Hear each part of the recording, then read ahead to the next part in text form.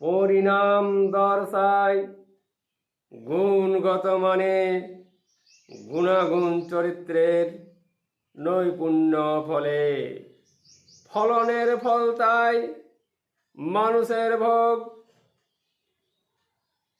ভোগিতেছে দেহ তাই দুই প্রান্ত কূলে এক প্রান্তে বালিচর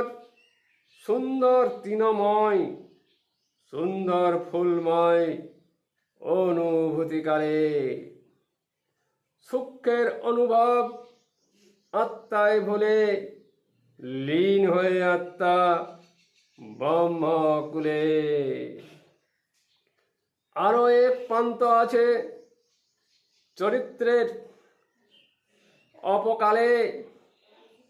নির্বোধ অসুন্দরে দেহ তার ক্রিয়া ফলে রোগ তারে বলে।